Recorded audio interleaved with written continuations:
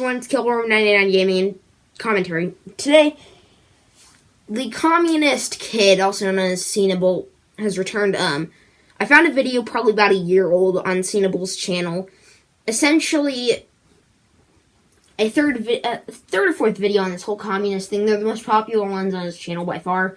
Like, his original Why We Need Communism is his most popular video and the only one reaching over 1 million views. I haven't made a video on him, but there are a ton of commentary videos on his original one. I'll link one from a guy named Beastie in the comments down, in the, not the comment, in the description. Beastie made some really good points in his video, but long story short, Cenable's original video is pretty ridiculous, and I found this one on his channel. Again, with the comments disabled like this original one, because people weren't leaving great comments as I thought. I actually looked at his most recent video, and I understand he couldn't deal with it. He had depression or something like that. So please don't bully this kid. But essentially, this video was pretty ridiculous. Essentially countering all the pro-capitalist arguments. Essentially, he brought in some sarcasm, which kind of failed. Just see this for yourself. Hey guys, your old pal Cenable here, and I am going to make a video against the argument that communism never, ever, ever worked. 'Cause it doesn't?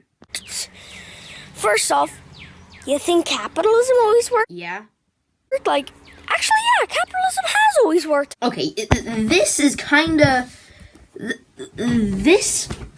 where the video it gets. This is where it gets really, really juicy. Like in the Great Depression, capitalism definitely worked. That was sarcasm. But Actually, the point he made here was the Great Depression, basically when the stock market crashed back in 1929. Yeah, it caused a lot of poverty in America, but that was also because the stocks were also kind of low in value. That's how the stock market works.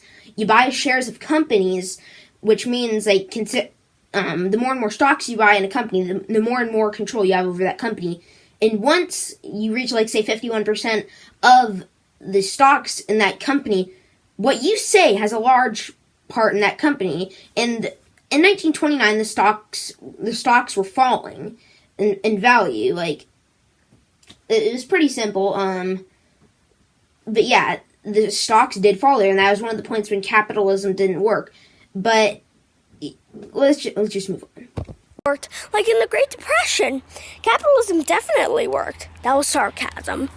But in the Great Depression, capitalism, yeah, it happened in the United States, not China, not Russia. It happened in the United States. And a few other countries. That was what he said. Kid, you need to learn your history. The Great Depression is a well-known point in American history, but you need to learn more of a world history. First of all, 1929, I'm pretty sure did happen in China. Like, this was before communism took over China. Communism took over the world, took over a large part of the world, particularly China, Russia, in 1945 after World War II ended.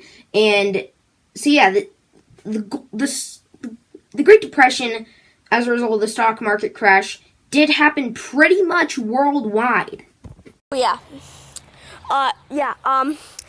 Also, communism and socialism, they never worked. Like, Canada. Actually, Canada is ruled by one of the world's biggest cucks, Justin Trudeau. And Sweden. Now Sweden is an SJW paradise. Essentially, raising kids traditional ways, like, teaching them to be boys or girls, which I really don't think we're teaching them to be that. That's kind of just how humans were made. That's illegal, but yeah, Sweden, my point, it's an SJW paradise. And Norway, and Ireland, and Belgium, and the Netherlands. These countries aren't directly socialist or communist, just FYI. They're doing so horribly. More sarcasm. Oh, and, it's not like Cuba has a bigger life expectancy. Actually, he does have a valid point. These are the life expectancies of Cuba and the United States as of 2015. But if you didn't notice, with the United States and Cuba's life expectancies compared, it's not much of a difference. It's less than a year's difference, as a matter of fact. And I don't really think it's much of a matter of the government, but it is more rather of general nutrition and the foods that they do eat being healthier. Also, you have to keep in mind that with the amount of food that we have in America, people tend to overeat, and therefore the life expectancy is shorter. No, not at all. Actually, Cuba has been proven to have a bigger life expectancy. And another thing?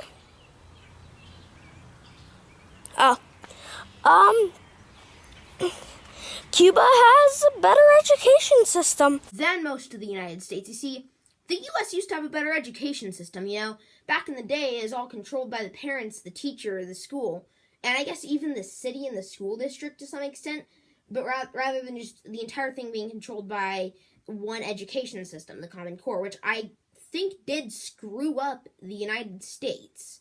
And yeah, the Common Core, it's messing people up. I'm not as educated because of it, and there's no denying the Common Core sucks, but still, in socialist countries, the government does have a tendency, this does go with communist countries too, they do have a tendency to control the education in a way where you're only getting certain information. You're spoon-fed it in different bits, like propaganda, and it's misleading.